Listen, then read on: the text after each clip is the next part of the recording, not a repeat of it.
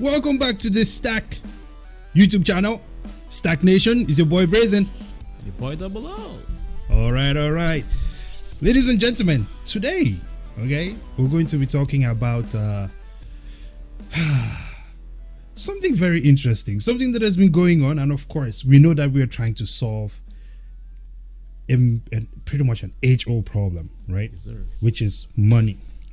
Money. Here's the interesting thing. We know that central bank or central planners are always preaching on about reducing our carbon footprint, right? If you will, talking about reducing pollution and pretty much going to all sorts of extents in the name of saving the planet. Yep, global warming. So, and all that stuff. right, exactly.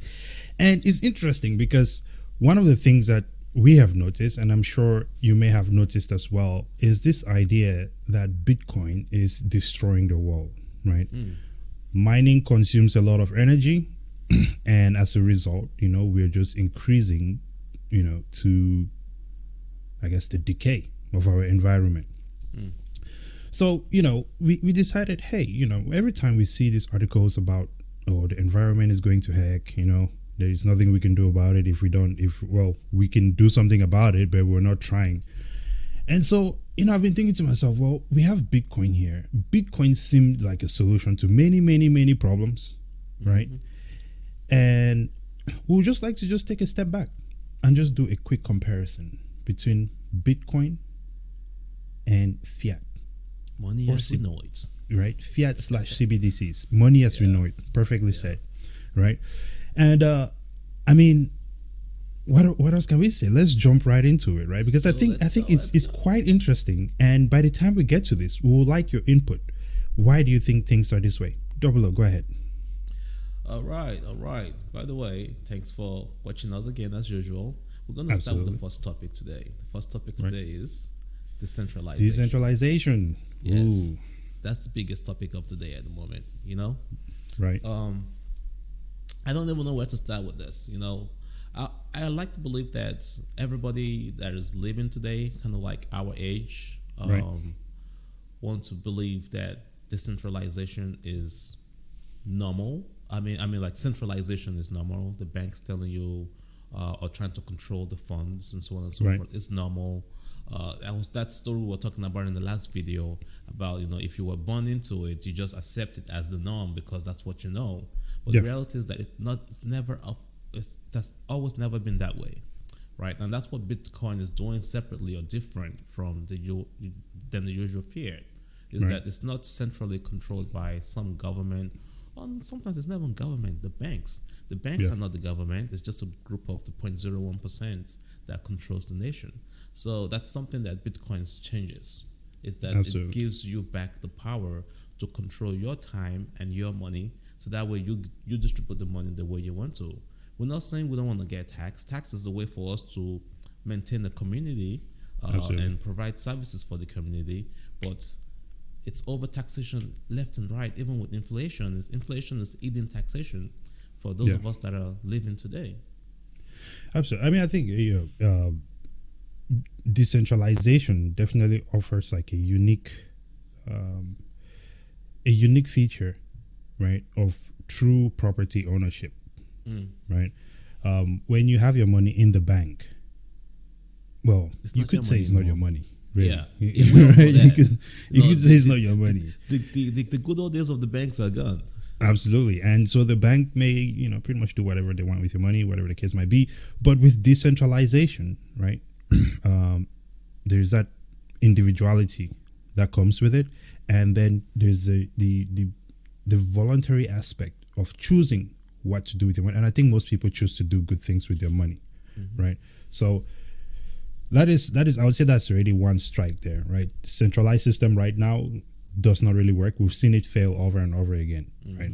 Now, but furthermore, right, we'll move on to the supply itself, right?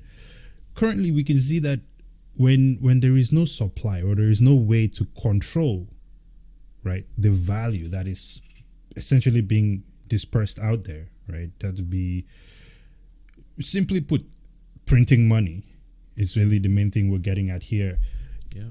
then you cannot control the value of your own money, the value of your own wealth, because at any point in time,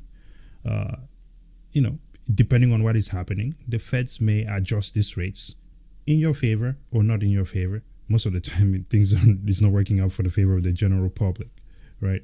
But I think with Bitcoin, what do we have? 21 million coins ever?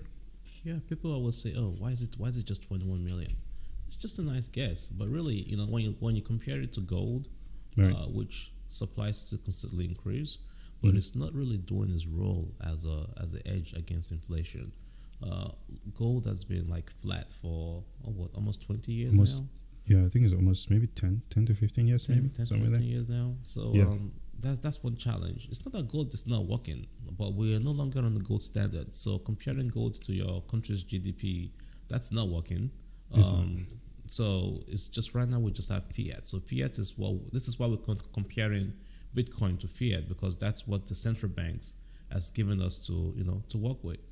Absolutely. And if you can just print a limited supply, that increases inflation, that reduces the value of your dollar.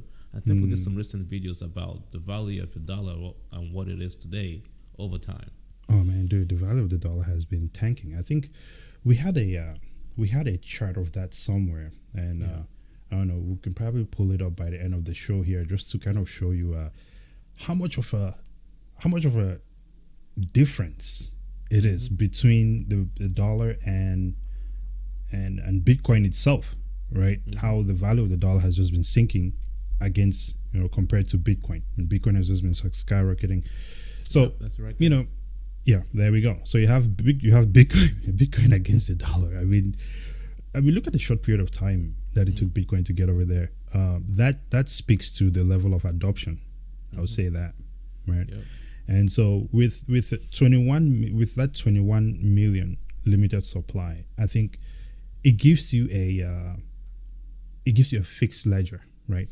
Which you can just operate within that and not overspend, not try to create money that does not exist, because realistically that is not a thing. You can't just create things out of thin air. That's just not in line with nature. You just said something that is super connected right now. People don't even realize how connected we're in this world. Limited supplies actually also connects to decentralization, because right now the ledger is at the bank, it's at the central bank, it's at the government. They control what goes in, what goes out. When it's decentralized, the ledger is in my pocket, it's in your pocket. We all know what the transmission of the money is going. We know how bad the government is doing with their money. Absolutely. No. At least we have the address of the government. We don't need to know everybody's addresses, but as citizens of the nation or the country, we need to know what addresses the State Department is. Absolutely. Now, the next thing, right? This peer-to-peer idea, right? Preach. No intermediaries. So currently, if you're making transfers with fiat, right? So if you purchase something with fiat, with your card, there is various steps it goes through. Now, to the average user, it's like, yeah, you swipe your card and then boom, it's done, right? Now, so I've kind of been in a business where we had to do a lot of card processing, right, with the gem, and we used Square, and for every transaction they charged us like, I think it was like 2% right? Then we later on moved on to MindBody. Why am I calling out these companies? I don't want to put anyone on blast, but I'm not really putting anyone on blast. I'm just saying that they had this rates that they charged us for every transaction, right? Now, if you're a gem with 1,000 people, you can imagine how much that is going to add up over time, right?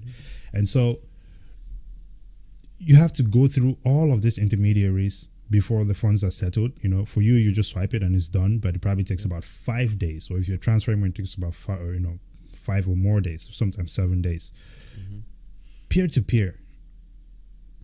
Tell us, Kelly, how is that compared to that, what I just described? Snap of the finger. Instant. What? Instant. Okay. Yeah. Finality.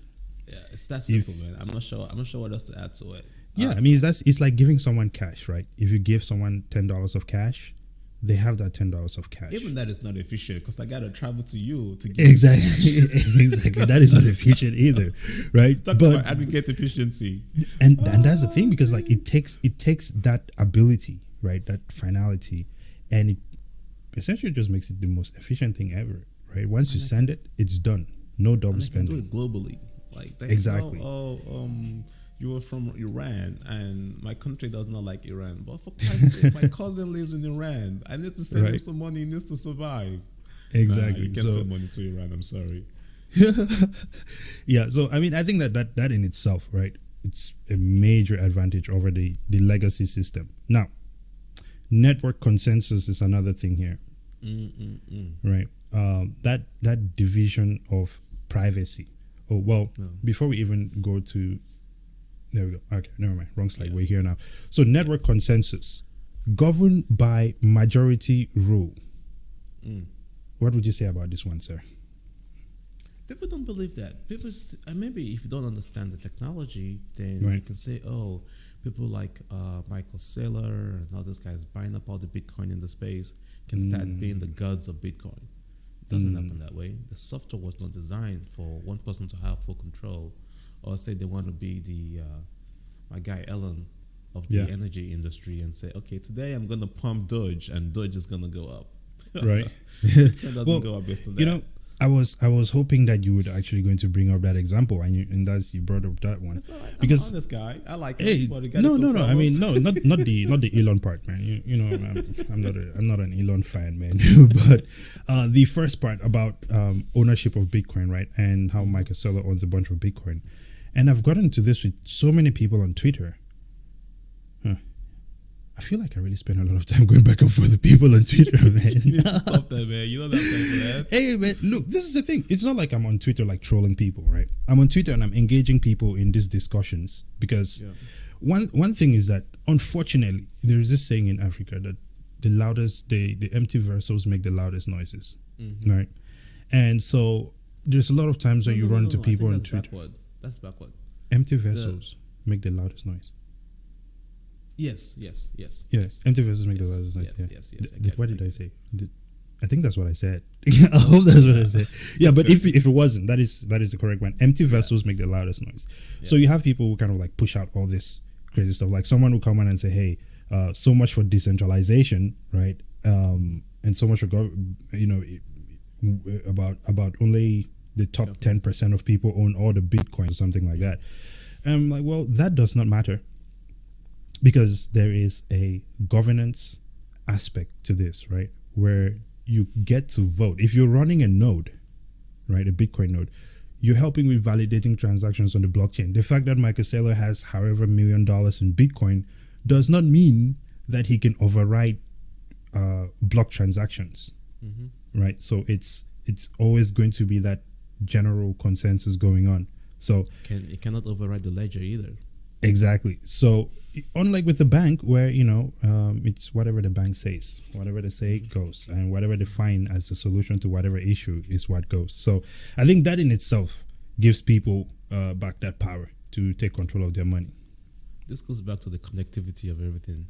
This also helps with the aggregate efficiency of money transfers, of doing business around the world. Yes, sir. Very good point on that one. I agree with you. Cuts off all the bureaucracies, man. That's something that needs to go. I feel like that has slowed down human growth, right, or civilization growth rather, by years. It goes back to the old cycles of civilization. You just have that tip and it just falls back. And Absolutely. I think America, if we're not careful, the government is doing that right now. You got to pay attention to that one. That's for sure. Now, let's talk about transfers, right? Sending money across the world, right? The current legacy system versus Bitcoin. We're talking about borderless now? Borderless. Okay. Cross-border payments is what we're talking about. Yes, sir. With how does it work with the current system? I know sometimes you send money to Nigeria. How does that work for you? Sure, even sending money here in the US. I just got some money from my father, and that took like 2 to 3 days for the money to fully clear. Really? Yeah. And when I send money to Nigeria, it takes well, if I use World Remit, it takes seconds. Right. But when I send a huge amount of money, which you have to do through your bank, that takes 5 days. Jeez. Now with World Remit, how they charge the fees like? Not well. I just sent about $1,000 last night, and that was Right. $9 and almost $10. $9.96. That's a lot of money. It's Almost a like lot an of money. Ethereum gas fee. But at least it wasn't atrocious. It's definitely better than Ethereum gas fees. I think if you were to send $1,000 on the Bitcoin network, if you're just sending a direct Bitcoin payment, it would probably take about $20 or so. Yeah. But at the same time, these are things that are being resolved right now with the Lightning Network, right? Mm-hmm. You can use things like Stripe and make those Bitcoin payments with like little to no fees. So Correct. I think in a time like we're in 2021, right? This is the future. Whatever future that we used to imagine, I think that we are in it now, right? That high tech features, like what you typically see in the movies, right? I think that we are there now, but the thing is that reality does not really come through without us putting in the work. I think we have the technology and everything we need to build that better future, but it's just not. We have to put in the work to make it happen, and part of that is adopting technologies like Bitcoin. Go ahead. And I think that's part of what our show is doing, and that Right. folks out there are doing it already. But Right. old money, because this is going to displace the banks. This is going to displace old money, which is why we have this constant feed of fraud out there about Bitcoin is destroying the environment, Bitcoin is not good, it's filled with fraud. But when we compare this to the central banks controlled fiat, Right. I mean, drugs are currently being dealt with fiat money, and you can't control that. You can't even track that. The ledger allows us to track that in Bitcoin. We know where the money is going. That's why people that have stolen money, we can eventually find them. That's a good thing. But old money is printing out fraud on a daily basis to protect their ground. But the reality is that instead of you protecting your ground, how about you adapt and then get with the new technology and actually save the world if you really mean to save the world. Yeah. I mean, money laundering is one of those things that they've always been throwing out there, and which has just never made sense to me, because there's actually more money laundering being done with fiat. I actually read a research paper. There's more money laundering being done with fiat than with Bitcoin itself.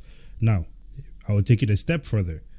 When you hear about wealthy people, right, or people, or like people in government even, who are using tax havens, right, like the Caribbeans and stuff like that, to hide away all this money. I think didn't one president of Nigeria rob the whole country of all their funds and like moved it all to the Caribbeans?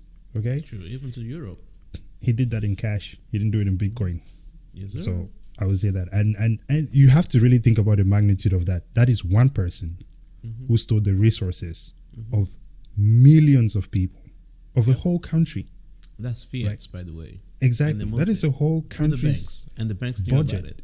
Exactly, in one person's account.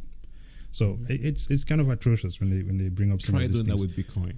Everybody will be like, "Oh, what the hell is moving all that money?" Yeah, we'll know where that money is at. You know what I mean? So it is.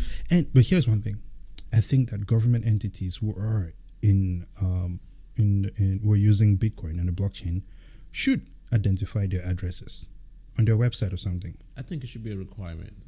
Exactly. I think it's a government's rule. It should be a government's rule for most nations to do that. And actually, this is a good point for us to ask the audience. Do you believe that Bitcoin is something that the government should adopt? Does it create more transparency? This is true. Absolutely. Please leave it in the comments below. We'd like to discuss about that. Well, moving on to access and privacy. Is that the next one? Is that what we have next? Access and privacy. Yes, sir. Well, I think this one kind of speaks for itself. Secure algorithm, blockchain, and transparent. And we kind of touched on that already a little bit, right? Starting with access. Who can access Bitcoin? Everyone. All you need is a phone and the internet, right? It does not matter what angle of the wall you're at. It's very easy to access. There is a massive amount of unbanked people in America. Not even to talk about the rest of the world, right? For one reason or another, whether you're not deemed qualified to have a bank account, right? And they can do that to you. They can deny you service, and that is fine. It is what it is. That is just a flaw of that system. Yeah, we Right. just got denied service too. Oh, we did get denied service as well over at which bank was it again? Capital One. Yes. You No, just listen, said man, it is what it is, bro. Capital One is not with the times. Bank of America is, though. They've been adopting the crypto. So Yes, sir. I think we'll probably go open our account there anyway. And then, of course, you have privacy, right? When you open up a bank account, you do have to give up a good amount of information and trust that these other humans are going to secure that information, Yeah. Mhm. right? And not try to like blast you with sales pitches, Oh, advertisements, man, and get a things lot like of that. money. Let's send them Right. a bunch of ads. Some companies straight up sell your information, Yeah. right? But no one is doing that with Bitcoin because there is no one to do it with Bitcoin. I think that is better for your privacy itself. Wouldn't you say? You want me to dive deeper? Well, Man, folks out take it there, away. right? Let's talk about your social security number and the authority we've given the government to protect it. How far have they done with that? Your social security number is somewhere in China right now. Bro, you know, So that's if what's the banks say crazy? that they want to run the CBDCs, what's going to happen to your entire identity if they give that away to Russia, China, whoever else wants to hack at them? Dude, that's such a good point. We did not talk about that in the CBDC video even. The No, we didn't. cybersecurity risk of that. It's centralized. So like it's not one central point of attack. Like Yeah. everybody in China and Russia and North Korea is going to be attacking your system. Oh, dude, and it's not a question of if they will do it. They are doing it. We already know right now there is a lot of cyber warfare going on. Yo, they One got into country the is always FBI. trying to hack another, right? Yeah. If they So- can get into the FBI and the Department of Defense, then we're screwed. Yeah, So we're screwed. security office then protect it. That's it. Dang, we really need to think about where this is going, especially with those Yes, sir. CBDCs, man. It's That dangerous. centralization It's is so centralized. yeah, it's a point of death, really, is what I would say. Centralization is a point of death, right? That's Yeah. putting all of your eggs in one basket.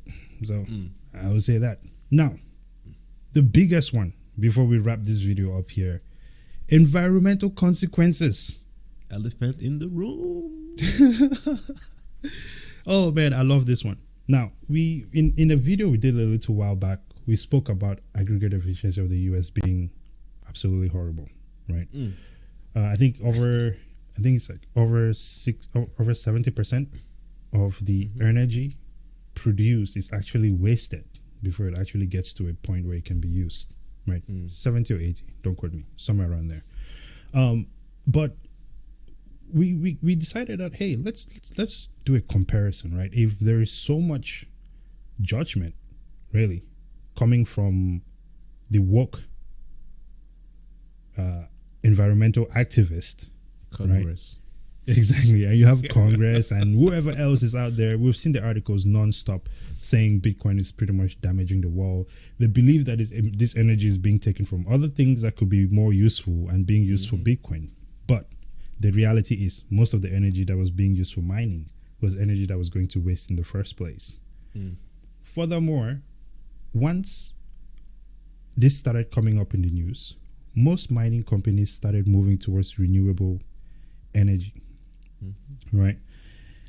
And so when we look at this compared to the legacy systems themselves, right, we can see that there is a lot more involved.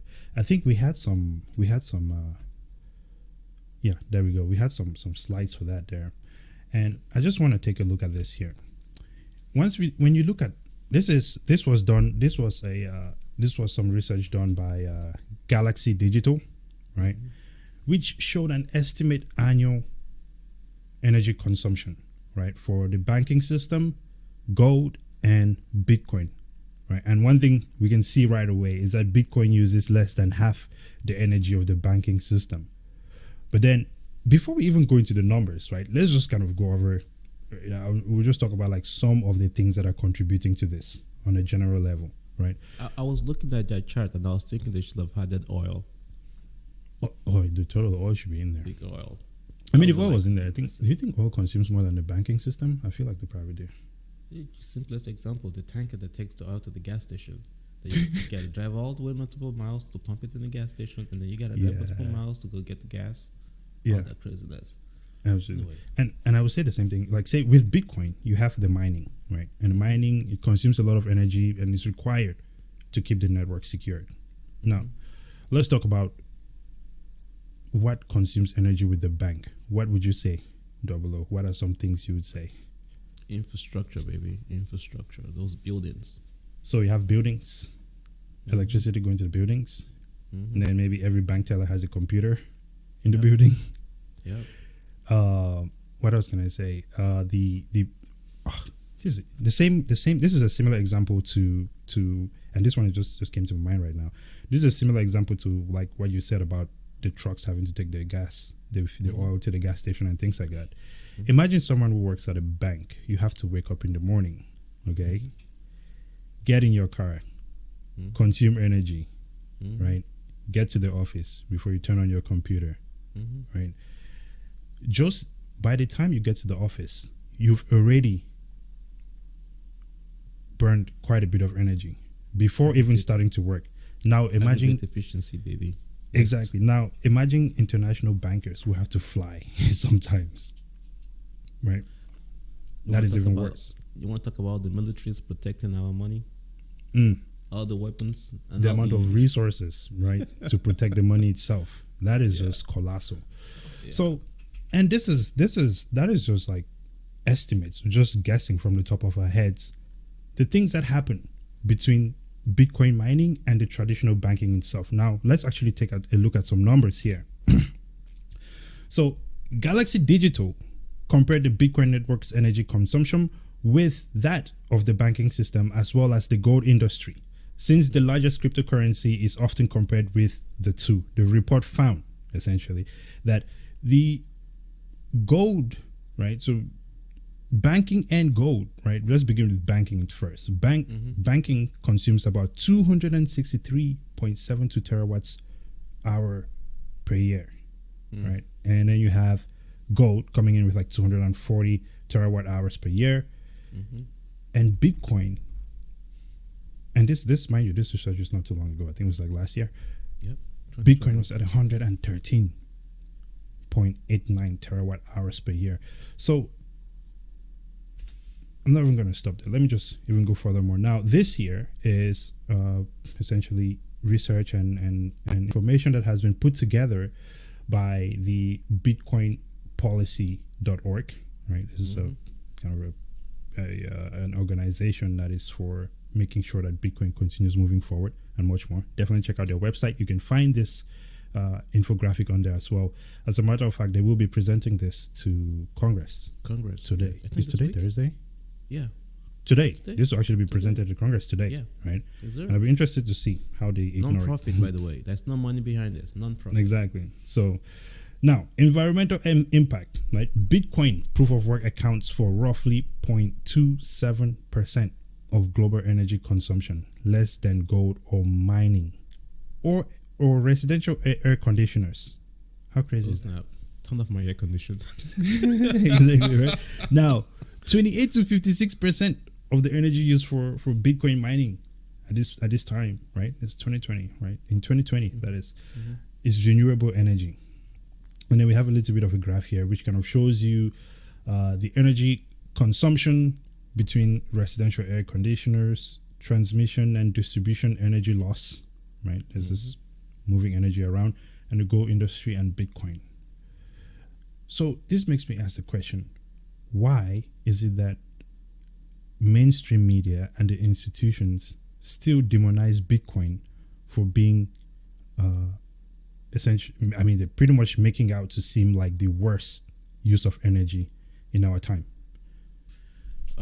I will give an example of the railways and why the transportation system in America sucks. Right. And I think, I hate to say this, but since the introduction of the central banks into the U.S. in 1913, we were progressing really fast. But old money contributed to saying, hey, oil, we have automobile, we need to make more money. And they killed the entire transportation industry And again, it's promotion, it's advertisement, what you watch on TV. They push it out there, they scare you towards what's going to make them more money. And I think that's what happened here. Money and greed, which goes to the next topic. Absolutely. Money, money, money. Money aims to resolve the centuries-old problem of civilization, boom and bust. Yes, sir. We did some videos where we've shown some cycles of these things happening through various civilizations. Yes, sir. What are your thoughts on it? Money over time has changed. The central banks do not want it to change because it's going to impact them. Yeah, it's not to their but advantage. it's been proven over time that there are cycles of money. And we believe that we're going through one of those cycles right now.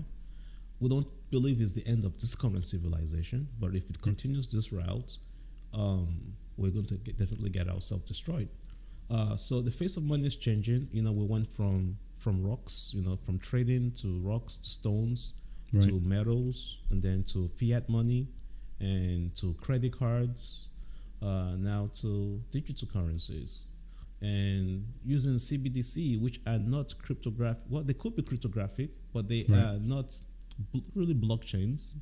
Well, they use some blockchain technology, but it's not Bitcoin.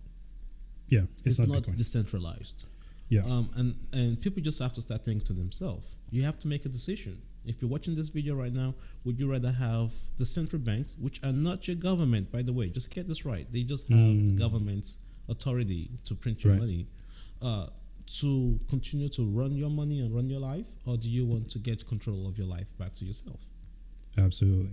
Because your money is your resource, it's your energy that you've It's dispensed, your energy. It's your time. Converts to money. You're trading your time for money. Look, we say it all the time, and it's just a fact.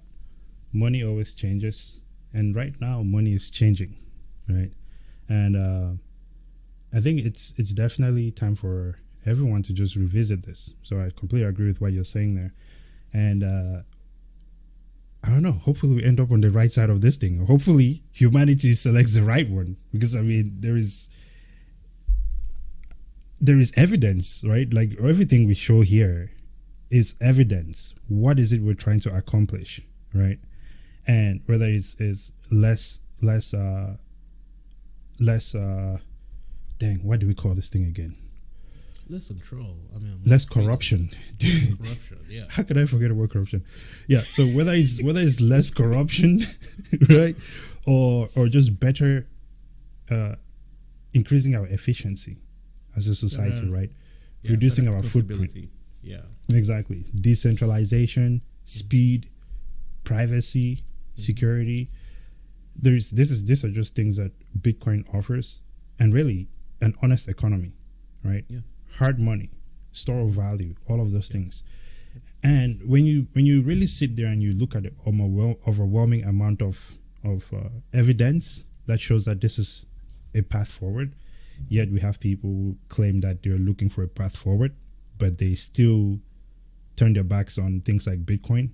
It's something to really ask yourself. And we're going to ask you guys as well, why do you guys think that there is this massive, I guess, disconnection between central planners and Bitcoin, which seems to be a clear solution, right? Yeah. So that's it. Any final thoughts down below? Hey, many videos ago, I was really mad and I sold out my Bitcoin because of that Bitcoin ETF. Right. But I've come to the realization that they can do all they want to try to kill it. Bitcoin is going to win the battle. So I'm back on your guys' side, man. Bitcoin. Back on our side, hey, man. Everybody can be a king with Bitcoin. You don't have to. Everyone can be a king with Bitcoin. I agree with you on that one. You know what I'm saying?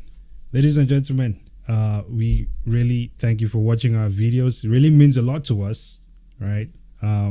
Please follow us on Facebook, STAKKFin. Follow us on Instagram at STAKK Crypto.